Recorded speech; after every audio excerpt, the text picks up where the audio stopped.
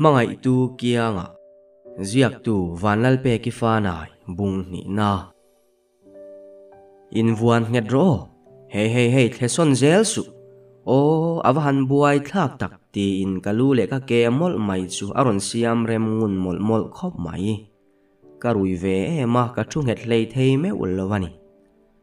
kapuar betup zok don chenge mon le tinwa nu pa in atukhum thak lo pui su a hian zui le zat bok ron khal mai te kam ha dam chak tonia muthil ka du kalo ti ve ya ani chu kha to kinaron thole hal thi heti lai yana bike nuwa ke chulo thuin theilovin kain vuan bet ve ngar ato pa erol chuana ma chu nget zeta vuan tura min tile in ka kut pani po chu aron la a akonga min kwatir te in ke pon kalo vuan ve mai kan tlan chuak ve thei ta ra me kawahan noi chiang tak nizan khatinge min ho san da ya jing ka rualin lal eng moi chuan kamut na bula min ron din chila min vin le khuru to kalu la chu alana em zui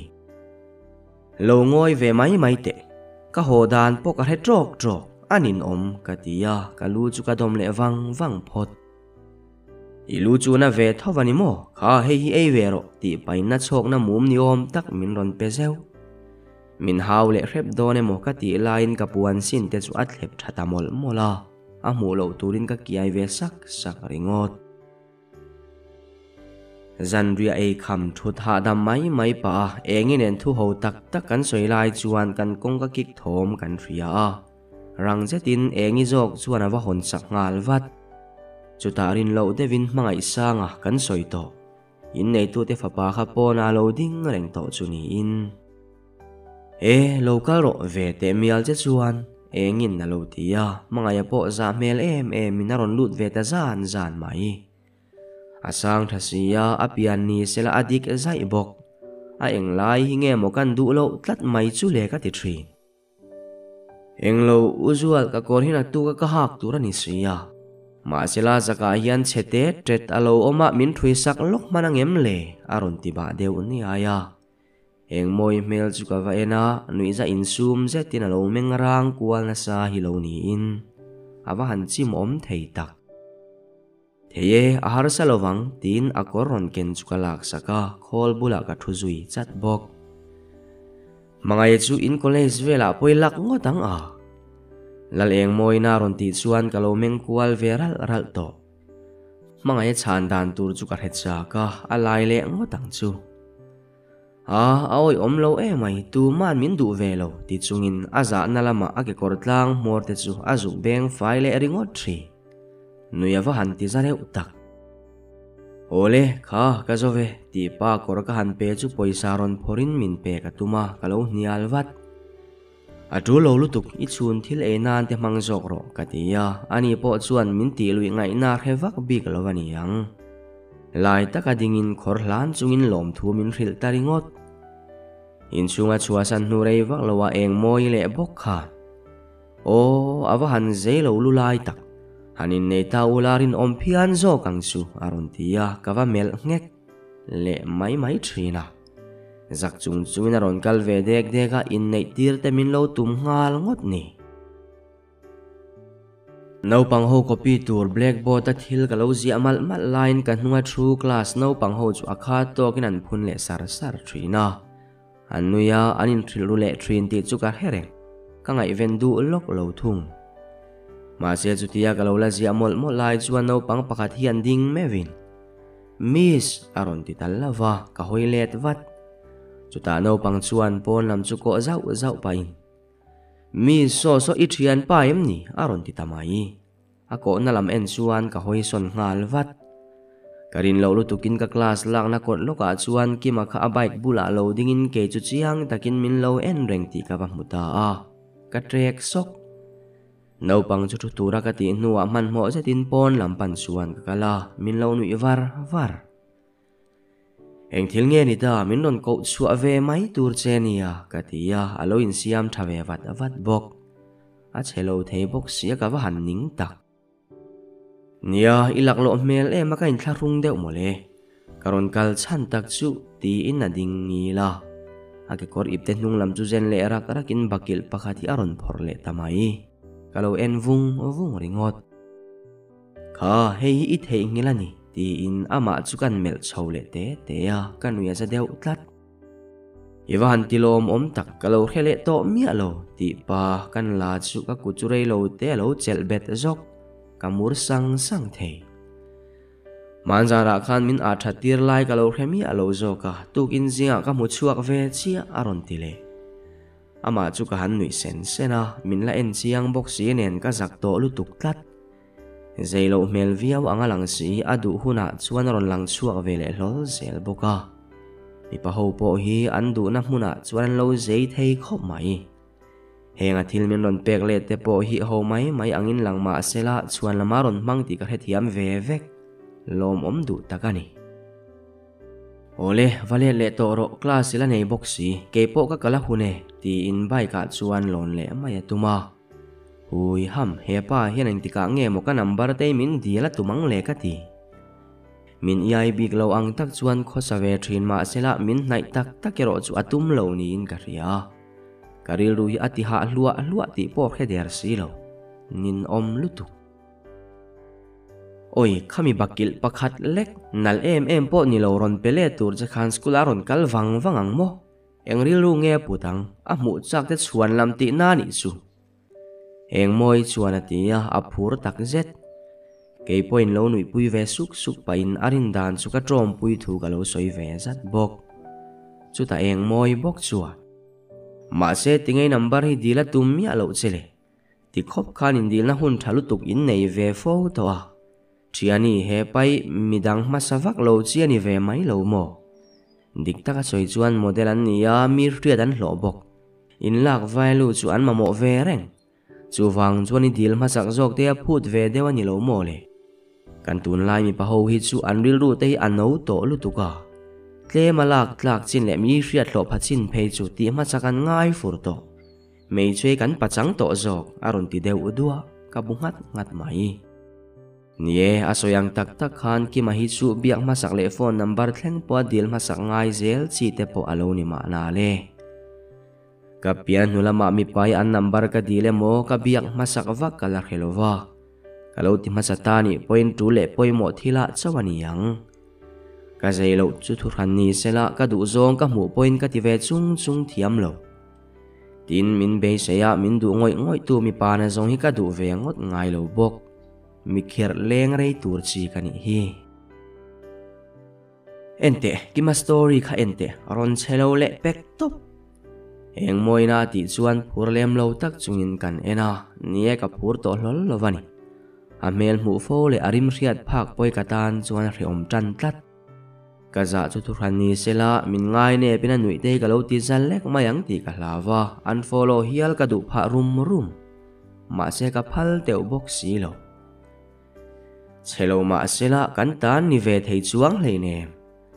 zuai raya kan ti chuan eng moi chu aron hoi pho ngal fra a chiang takin min en ve reng bok oi beidong ma theinu a bei poi bei ma hawa i han be don ngal chu le voi khat poi bem to reng em ni zakro ye tun la ya chuan mo pasal po ni se pasal thatak nei tur chuan a bei tak a bei ve hi angai to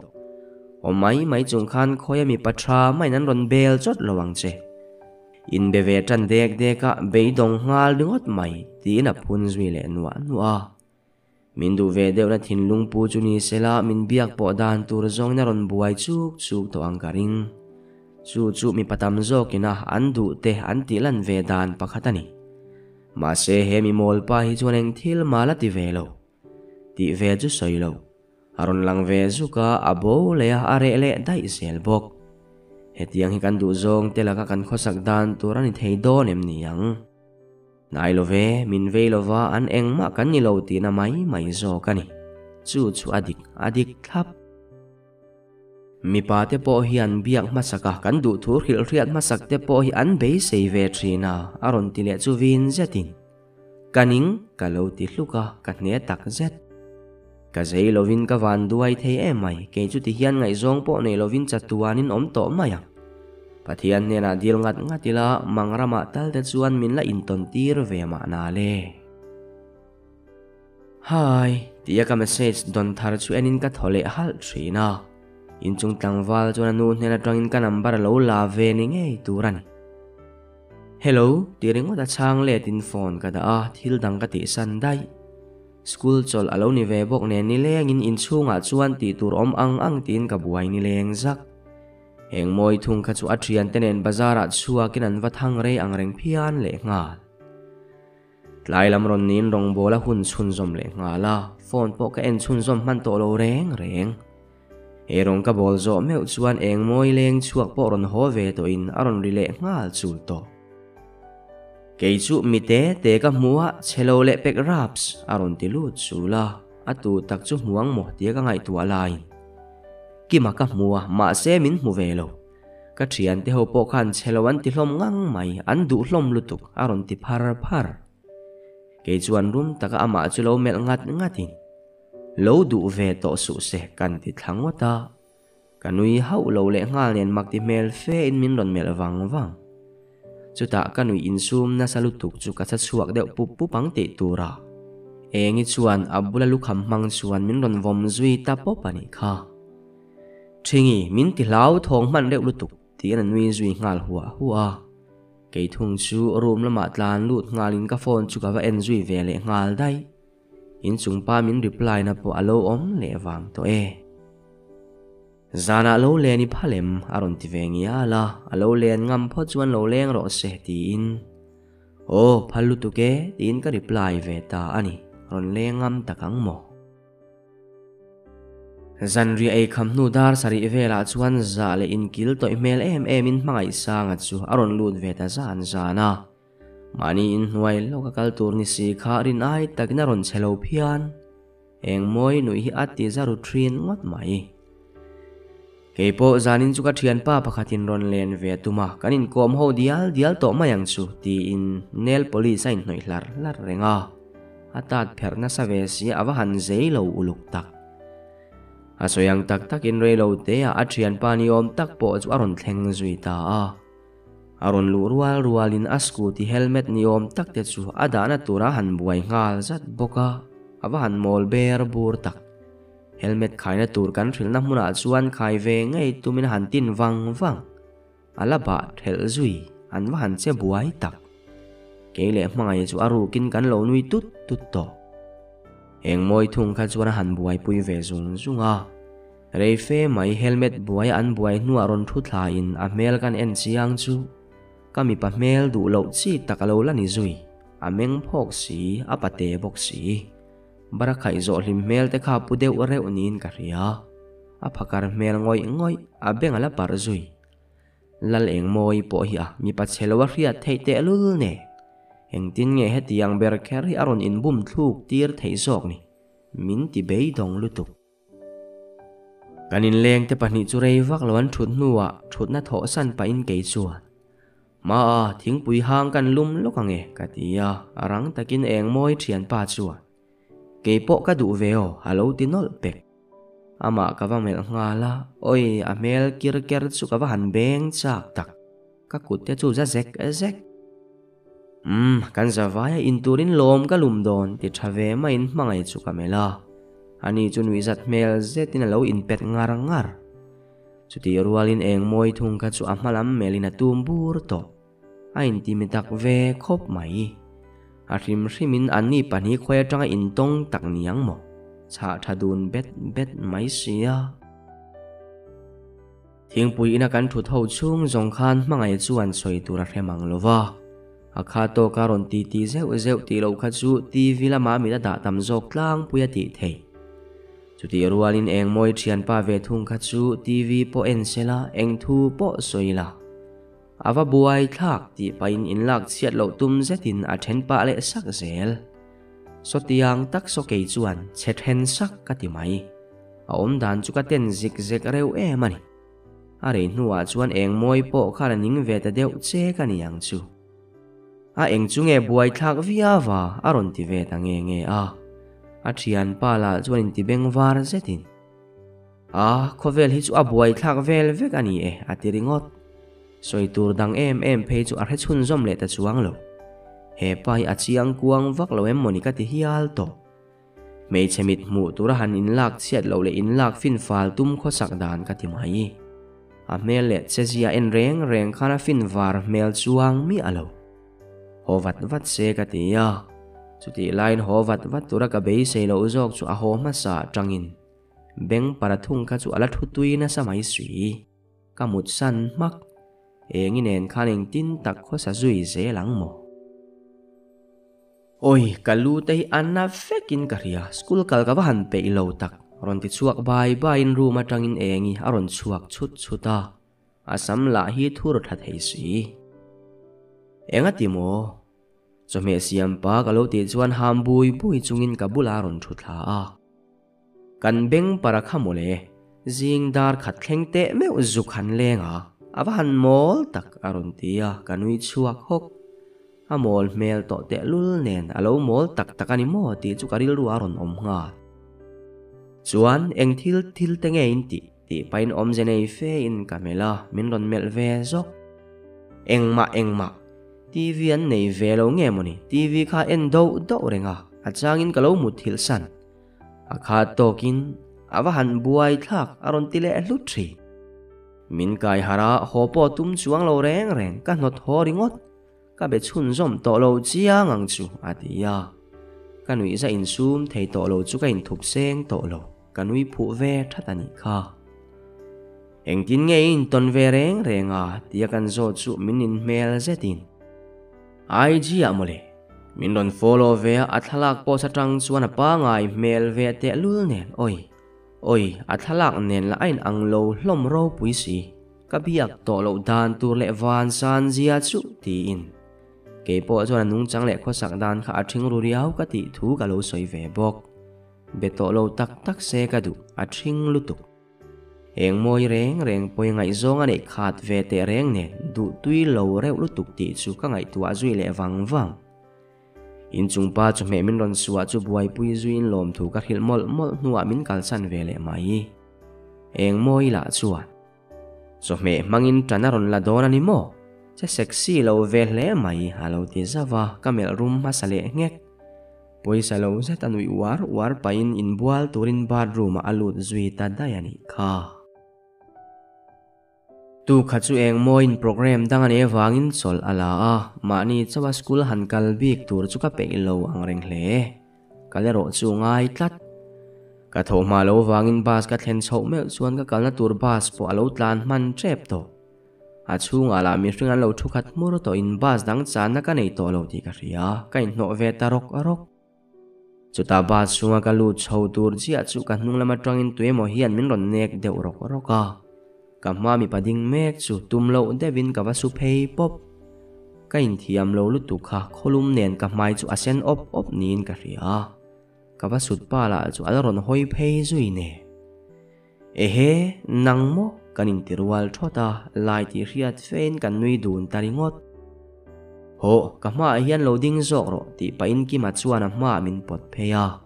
ani point ka hnung chia din pain bas von chan achung sang mi chuwanin tumlo devin kanin nek le nok thri kalo trim uru sel kanin din nai bok nena mi uap chu ana ma om dan tur ber po ka thiam to lovani akha to ka tak salum hamin min ron de rual te chuan hreom ka tia nuam ka ti bok kalai kwal vel vek tinge ba sa te ron chuan ve ta ka kan ti chu kabai kanuara chuange nge ka ngai boksia nangjok iwan tlai ve tin min zot le achan ka rila ani chuan ka thleng dona ka pensan photang che o ti pain chiang che tin min ron mel ve ram kan mit mol chu ain tong chiang dun te asin buk mut pa school lampan mai kan tum chu ngai ngam le lovin kan toi khomuang le hreta ama te chu ka va mel le zuk thin bok chuta thi le thi tina lam hoi chuan ka in her thale a ring vak lovina ming ngei chuan ka ko non le ta ni kha aron hoi rang em le nga engeni ta le ti pa lo ding zui ve main abula chuan muang chang in ka tol nai reta a mel po ka en thangam to lo ka kun deuh tlat ti chuan za po soi hlei thei to lovin ka huai sen na der dep zet le lal eng moi za thelo na chete puk chung chuan I phone number min lo pe katia akiai ve suk. Engangin nge min ngaya min ngai ne pha don em ti lam ka ngai tu alo. Tu na ka di lo chuan ani nen yaneng tika nge kanin mu le ang ti po riat ani to lova. Amala hian min di la tumbok si lo ne. Keitalin ma kalak mai lo chuan eng tika ma ani nen hianin nel takin kanin kom zui thei lo to pang. Keilai na chuna zanin ka ngai tu angut ngut reng mai sia a hreom zo zai to e mani. Mi pa te thil zong zong a mala ma sa bul than tu turan nia ti zia ka hnut sia chuang hlei ne. Ka za a reng big na tur ka hello tlat. Ani po chuan phal tak le phur em na number po chumin pe ve maya ka vahan lom tak. Ka lom satlia ni lo ka hlimani. Skula po chuan ni lengin ka mel mu anuama. Ni danga khan to ka khir thin tina ni lo sela hemini hi chuan ka fu ve thlot. Eng po mai chu phur em in ka hrev veka. Har sanalian thampo lo thleng sela hemini ya ber kher hi chuan ka ton tlang thei zelin kain ring hial mai. Eng moi mel mol chuani mu ka chak to ni. Inti thei khum ka chak to lutuk. Tlai ban rualin man mo jatin ka tlan honal nala. Number kanin dil na mun te kha kan pani sul nu ti omang rimin kan ngai hlu vela. Ama chu ka ngai ngal veng veng. Chutia phone number kanin nei ton ta ka chuan ama chu ka lo in tingam tlak mel riat thave deuh nge ka hello. Erong bol pa te chuan IG profile mol mai chu kan en non le ta ve kani kha. Tun ma point voi tam tak lo entry to ma ila tun rum chu adana dang tlat ti in. Mai nei mi alovin ka en chuak da pa ka hlim ru veng veng. Eng mo a phone number chui di la mo oi lo za thei lo reu hi le.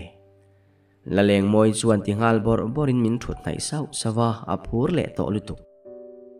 Huai sen turin min fui ve sau sawa tu na la zak thei lo min ti le dai suali tin ti tau der chungin ka tum zui ngal bar bara. Ka hnung zang a ron chum thum ngal dop. Tak takin za thei lo ve deuh hlek te kha ngai. Tun laya chuan mi patra chai thua nei tur chuan tlema za lo ve thei ngai ka ti kha. Ani lo chuan ke ni kan ngoi renga. Mei che over kan ti tam tak te hian min chai thu khal thin. Ka vahan chuang tak chem khoi mo a number chu aron ti zom zat. A vahan phakar tak. A number chu pe che ila iwa bem don tina emni ka tia min lo nui ton deuh vur vur. Ai DP ka endon ron tile in ke chuan. DP mu thei lo ta la ka lo tile zela min ron tlo pop. O ich hezet zut lutuk ron thon wat mai ro.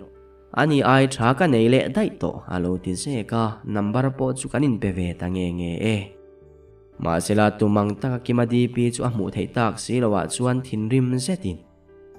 Nangini mu theim aron ti ya. Hei na kababiak huna ka number a save chuan ka mu ve ang lo ti du lekina phun le muar to. Athin rim na an la zong te chu keima bokin ka tuar le veka. Tin na ma ki mareng reng po chu adi pire chu mi zong mu thei tura lo da ve le o. Eng moi phun chiar na ti tam kaning.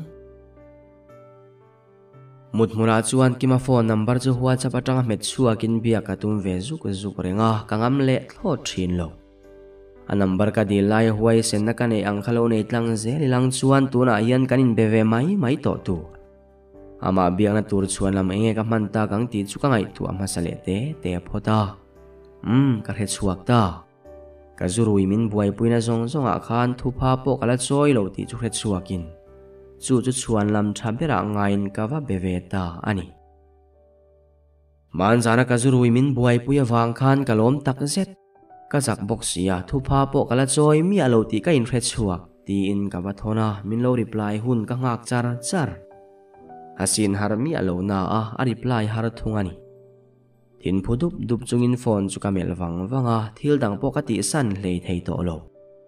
Min reply angem ti ringot ngai tuat chuan ka biang te an sa chuak vek to nin ka ria a hreom dan chu pui takani.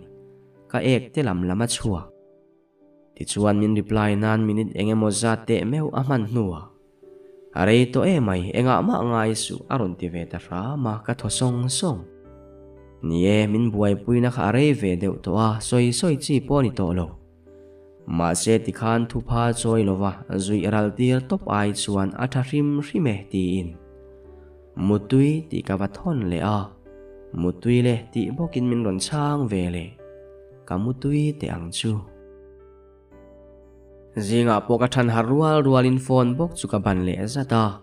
min ron bem ha sadon hau lo tir khe tho ma ila keiman ka bem ha samayang tin morning wish ka thon le thlap ti chuan phone chu da in ei rong bol ka tana eng moi ron tho chuak po chu abeng cheng le pek ngal le he nu la hi jing tin mai hian amumang ni silo soi tur tharlam deuh hi aron nei zia azan mut na lama hi reng thil nge mo alo ton bik thin ni beng para chu ni zana khan tapur chungin min ron kol le a atong lak lo line ka off sak ta makani kha mel chelutuk timol molin thing pui chu ador di ruya kalo mel rek enge ron soya tia kan san nuwa chuan ner deuh sak chungin min then tak don chuan dam ve reng po ka pelo thi dai te ka du aron tiani chu oi bai kan chet swal room point akhup chete pil khana tia Facebook a posin ka thilo chau aden lutuk anti vel boka keiwang te lul hian khoya manun na khala du lul lawang aluna leksela WhatsApp status lu avana ve ka chaw hle mai ati ngala tuar zuaw ro puisi meichi awang ti hlum ngamani chuan ka lu ka hmuwa mang atia abial pahlui eilo chu apena ve tan hle kanuya zalu tukaringot nie asoi tuang deuh khanin mi then khati chuan na le hliam chete han nei dek sela emo na ti han thok chaw deuh sela min an riat pui lawang ti hlau niom takin an ron status zung thri anna ti khawa trom puin van nual suat sak chuang haulo ma ila heng ho ka mu dan hi chu adang lam ve vekto mitwar zuaw manin khongai ching le mi ngai ven hlo du ho ti to ka da mia mayani adu to ka phunzo nuwa tuk thuan ei pa in zan lama ki ma ka biak thu chu ka hil ve ta ra ma khoi I phone aron ti ngal vat enga tan tia tum chu ni mo enga mo thut ngil zok pa kan ti chu adi pi ka mudu aron ti ringota ni take zinga khana di pi ka mu thei to tak ani chuan ka number po save ve to ti na nakinai endonia ka mu thei to athu rimina di pi ringot po chu enga tan ngei ti ve chena kan ti chu bial nu te alo nei ru rengang ti ka hlau ani ang ho chuan nang ai chelo le changkang miau safanu hau tak mel jet po an munwal dona sin alo tia ke pon chu ka hlau thong ru ve deu eng tika ma chu tiang mei chia chu kani ve thei ngai don silo ma sela anei lovang nei lo tura ngai ro ka ti nuwa chuan lung oi ti riat jetin cho chu ei le buan to oi nula ve sia cho ei mel mang dei an che thei mai sia mo mi tamna huna cho ei phawang ti ka lo hlau thi vok no te cho ei thadu ang lavani arin lok ang nge in kiman na trang chuan eng reply na ma ka don bel tareng reng lova tlem chuan ka nual pha ve deu ma sela man mo thak lo ti churil ruwa da le in hun kalanga ti ka in thria keimang thowa single chung chuan ka hlau thong lutuk lo ve ringo tani chu chung zong ai chuan lal eng moi man mo thei cheng chung lutuk hian karil ru po ati man mo zo vek zel asoidan taka aniang chu mitam zok riat lo ania tunlai chana meichia zak theilo tak an tam ve to ne min chet khal mayang ti chu alo hlau thong ve em mayani angai dan chu dikna chen po tam tak a ve tho o me ma se ke lo man mo ve ringot khan engkong ro ma asu ko lo ti ka he tho box si message ber a reply thadu lo miau te chuan eng tin vak nge ka ti to chuanang katan chuan kong dang hi akolo ve mani alo bera kan natal te hi lo inzom ve selang chuan a mel muna hun te po ka nga dona chutiang ani le chuang si lo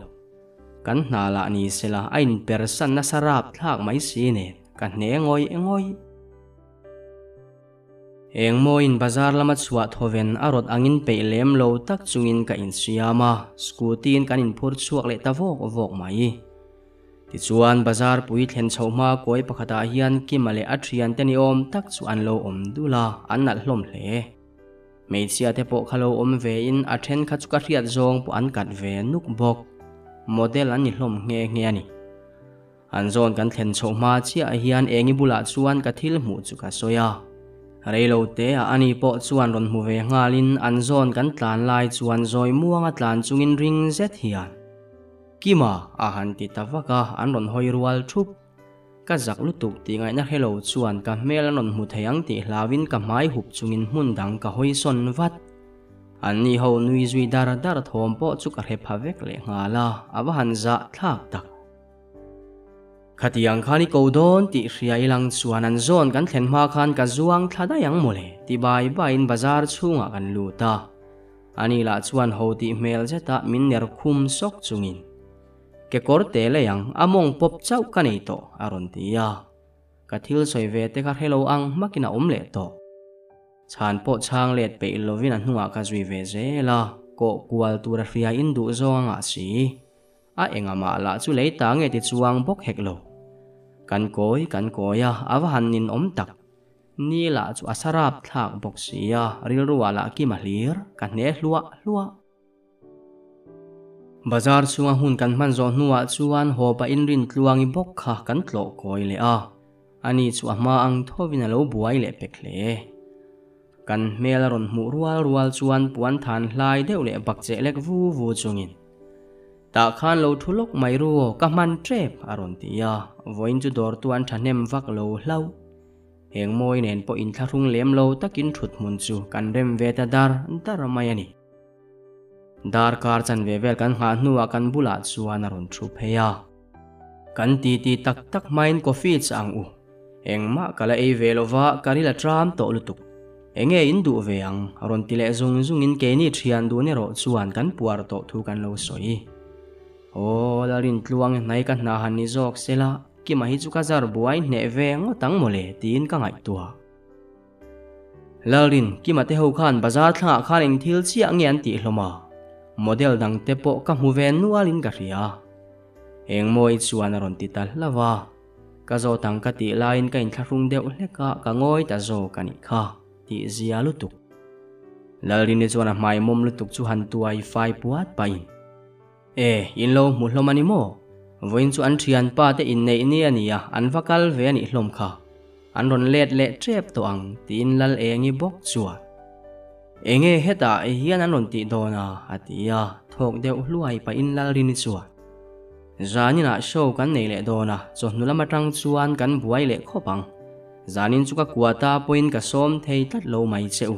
poi lutuk aron tia aruk tak chuan poi ka wa han ti tak ama muna hun thalutuk kha ani ve sin le ani le morini kima bi ka zot zel don sia ama tak phe chu hril du chuang su i tuna hian bial nuwa nei ni ini hria em aron ti le a chu zona chana chu hrechak hle ma ila ka thin chu alo phur zoi thung si anei om po ka hello kima chu zeilo bok ti mayang model chu ani ve boka ma se he tiang in ngai zon na konga yanal naw boka a zeilo ti ka ria nui vur chunga ron ti le ta ka chuan ka lo tho song chutia lo ngoi bi ka reng aya chuan tin arini chu thil zo du ka nei ve tatlata tun lo hi chu in mu na hun kan nei le mai to om si lo vati in ani ama hi mi indu chi ni ini ria em aindu nge biaki har sareu kati atia larini ron nui chuak hak oi he mi te hi kima chan chin zo turing tinin lo kalani mo ka riat ve mel top tani nui hak chunga ti lai chuan lal engi chuan thu tak zetin soi mai te hele chenin thok ho ve to a thena zar chu i heturani an lo let man lawange atia chutarini po chuan thu tak zetin ka hello ain du om po ka hengai lo ka soi toang khan mi zeilo le tong bor lo chi ania in ti ma sak lo phei chuan a bewak lo ang cheu a thian nel sa te in ni lo phei chuan mo chu tiang vel chu ani adang engein la hria du kabial pa chanchin te in hredu em aron tian nui vele orin ke chu ka lo khisak rini thil soi kha pom dan tok tam tak kaneya adik vekang chu ti theilo ma ila atam zok kha chu adik karing thung ani chuan ke hian ki mai ka bial pa ni tura ka duani phot chuan thei top chua ka bei atul don ti na ani mi then khat te point an du an nei thei nan chuan thei top chuain an bei ve bok thina lo mole hoi nge la ro zual han tang tak tak ta che aril ruwa in fui molin kaphur ang reng hle a ka thian te pani in biak na po chu ka ngai ven zui to lo rim chutia mani om akan lo ve mop lai chuan ki mate thian ho bokha dor chunga chuan ron lut le hokin keile eng moi po chu chelo mu ti taka kan lo meng bial ngal popa anom rualina za thlak ve tho chutia kan lo thu veng lai min ron mu chuan ki ma chu aron kiai ve sak le ngal kanin mel chiang na samai bok sia ka tek zui chok ni in ka in hre hia lani kan ho to mai donem niang rini kan kal photange ti zung in engin en chuan kan thowa chuti chung zong po chuan kimamol mai chu kawa mit mei le thri ani kha alaron hoiral ti ka ria ma sela thian te kha an tam ve ema wangin kamel thangam chi alo thrin zo ka awa han re om tak ka hun thani chun hi ka ui lutuk ringot ti chuan jing ani emo chuan ani emo engtik hun po ni sela ki makangai na le ka mu chak na te ka du na te thleng chuan an zual tul chu ani mai si kamu ka than harualina mel chi aka mitla aron langa chang dang hi ka kan hlei thei me ulovani engtin nge ka tianga ma ka son ve theyang a number ka ne tang khan thla hi ala vele trep to ma se tum ni chi akan la in bia ka number te po save chiang hle ti ria takin ka status ron enzuk zuka nei ve bok thina ma se WhatsApp lama active fak lo ni in ka ria IG ro ke hian story ti vel ka nei ngai me lo thung a story ro chu mai lovin ka en uluk thin viau bial nu alo nei thut mayang ti mol chu ka hlau berania ma sela kho sakdan ka mu thei chin na tang ro chuan ka ring chia chuang bok si lo nun lak lomin da tu he mi ring chelo zethi engtin nge mo ka ti don ni oi amak ngoi e lal ro zual I du zia thui ka lo hril sak mai don chenge kangamalom ka lo hrilang o kapuan thui khol bula ka lo thut ngoi wang lai chuan nui ar chungin eng moi bok chuan aron tia ka har zok ka chan tak lok lo wangina ma bok chuan a phone ron lek vu in kan thrilange enge mo thian te lungai man omlai ka lo ngoi reng te chuan a dik theinang aron tia ati du le tak mayang ti hlavin a phone chu sak tum chuan ka va ban zui wat tholopin thu thleng se ya chuan ka bo thlu topa ka chu sak thei ta ra me I makkati thei pato pin tiang hiani veya hril du le chuang mang silo ti bai in thu tak zetin ke chuan Messi hingai zong tatlatla ibem ngambik donem ni kan ti chu aron nui chuak hak ngame ka biak na kha mu ve don chuang hleinem aron ti chuan rang zetin chu reng ki mate chuan mu thei don tlatalom ka du teu lo mai a mu sit hlo tur mai in ka bem lowang chuai chuan ka om dan phung pa ngai om le thei kha ka chak ber du nei lowa om lai kha ka ngai hlua tin ka tho sana ka thom no thui tur la nei ho chu la khom sokin khol bul bok chu ka va pan thale adu don lo che ti engtin ngei hriat ngot I bem to emni aron ti le ta ka chuan min du se chuan mo ka biak masak reng ngai lovin min ron beve to emang engtin ngen soi thin kha kan du te chu soi tur hello chung point kan belui ram thinan tin ka ria he pa hian min du lo chiang khop apoilo ka phu to ka lo hello palani e ti vele ngatin puan chu ka thui zom le lal engi ti ngai na hello lutuk la chuan a kha tokin o mi te hian an ma ni kan a chilawa kan mut fu lo te kan thina lo rim le ngot thin te le acha kan hlima kan khuwa har le veng thin na te han ria sela an wa han lom don tak hetiang chia min a chil tu te nei vele su ka riat chu rualin ice cream ka le sakanga ka duat hlum lo chawang mole atile ham thi ama melanui tha chungin o beng parai nei kha enga nge moi phun le ka tia ka soizo chia chu anui mel top makin harum takin min ron mel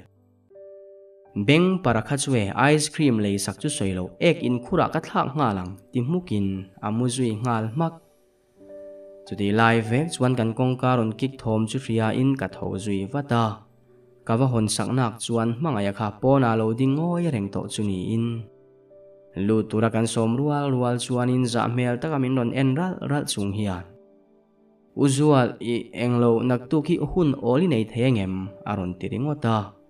ka han ngai tua sarkar chol ani ti ka het chuak chia o mane enge ni ta kan ti chu eng em phei chu ni lo cholkar tharlo om tura khian ram hlun no da ka jinin nupuya nei ve dona danang thlap te ni ve sia kanuin kot suda thui tur chi puan than han en vela min tia nangma hian puan le tur chi chui hriat deuh ka ringa min kalpui manangem karon ti deuh athu soila ya in thlarung lutuk chu kalo khongai to zo mel po min mel thangam lovania o pathian poi atimak kati mi padu em min nei tira a zeilo chi tho ni in keila zei chuang lo min a chil ve tu zok la ke ma ai pola zeilo ve le chong hui ham topic na tur hli rani hi a nia kan tum do nia o iman huna min ron hria tir lenga tiro lo ti in ani po ho le maya la leng moi le pe ka ngoi le thei ta lo ron len ve hi chu achak thin mole alo ti le man mo to o adu te chuan kha ron len ve ngam to kha zirlain lania nula rim rual po an lani lo kha lo ti inama abok chuat tun la ya zirlai ho hian e pon laman ngai na to lutuk khopui thalai tengat phei chu eng ber hi nge an zirang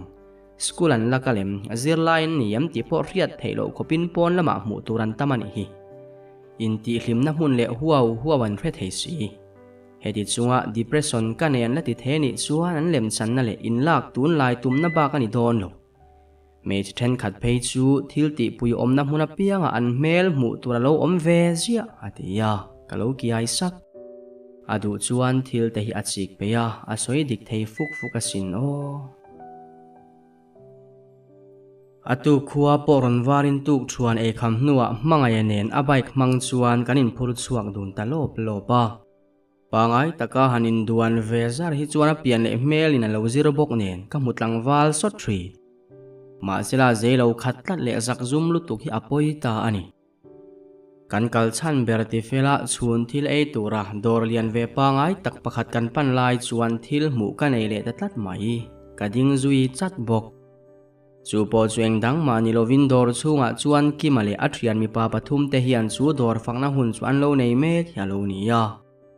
ama chuan min ron muri lo ma sela nakin loka min ron mudon tho ti chu hria in ka du dana wa han ni lo tak mi pa kala kalpui zui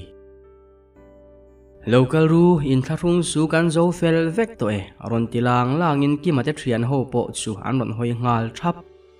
ka zak lutuk hi khuk chema khuk ral dai ani ka du to ni mangaya na min thut puina mun la chu an ni ho mu fia theina lai takha alani suya hanin son kwa level kha midangan lo lut ve ta zel bok nen anuam lo chuk chho kwal vel vek to kan thil cha e pa kan lo ti ve mol lai chuan kimamol chu karil ruwa lo om le thina kama mit mei zeu reng bok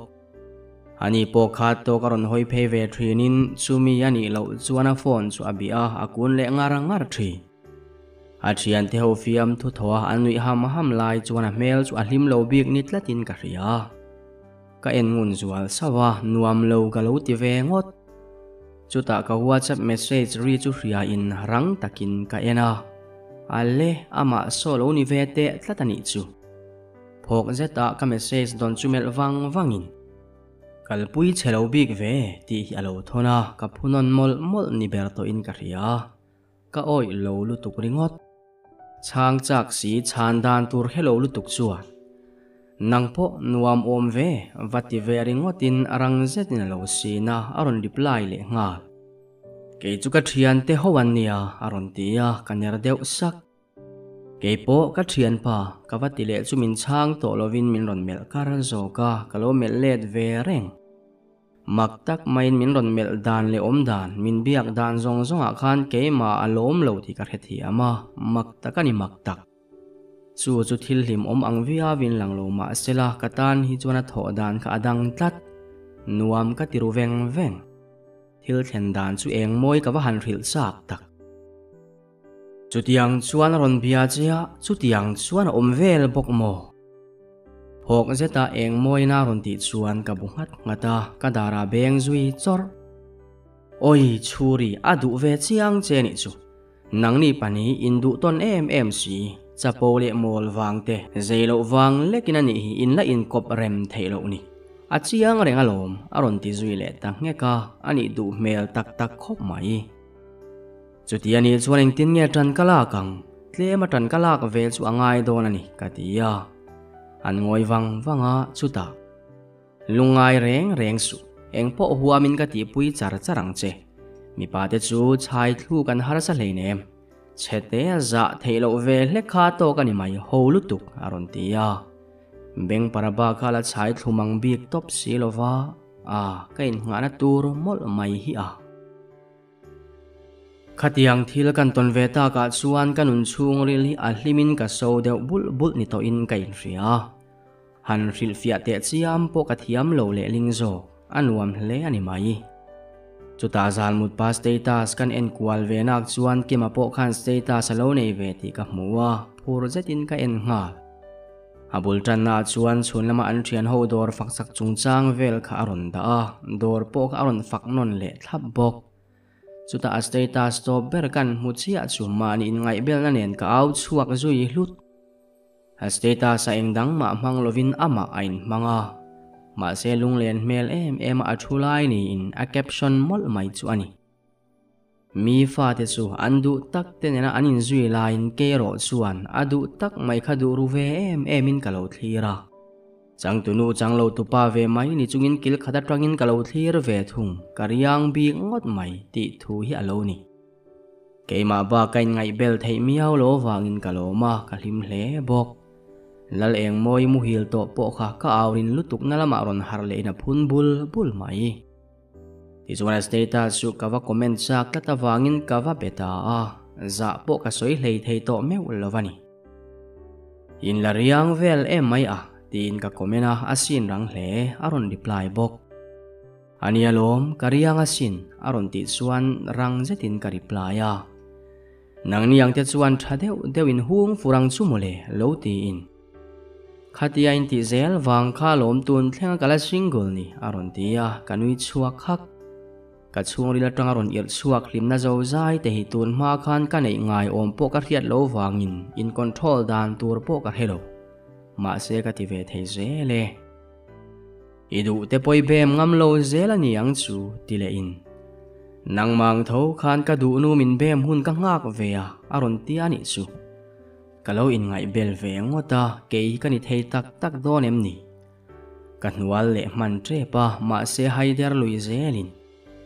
idu nu bula chuan kalau soi sak don che em ni ka vatile rama reilo te are hlek nuwa ril ngai lo in ti khan min ron bem la dik veni mai lom aron tia ni chu voin chu he pa hian enge mo riat le azariau o ke de chui du nu kan ni hleinem iwa han mol tak nang ma lo mole ka soi chan char te churi min ron ti chuan ka har zok ka mai don in ka in ria awa han nuam du tak ka dan dang lam lu tuk chu ka taksa point min ron riat puyani nge yang ka thlan na tla ka sa phung to min lo bem zok la me chetan mi pahan bem ma sak em chu ka zak ve de usia kan ti chu ma se min chan du lo vai aron tile ka chan nge tur thua lo hilin ani ka bem chani ro se ibial pa ni turin min du em aron tia helai taki ka screenshot anga katlang zar hial don em moni awa han nuam pang tak ibial nu ni turin min du ve zo kem min du don tak chuan ka yes ngal se ka vati tu yes yang azawai kan yes veke aron ti veta kanui zui har oi iwa han beng cheng takla ro zual ki ma wang yani thuak te I hlo then to ni hi muro dar khatarik to hi chu orol vin lu tuka wang chuan kamu thale ngal soka o lal eng ma hi reve si lova chun zom zel tu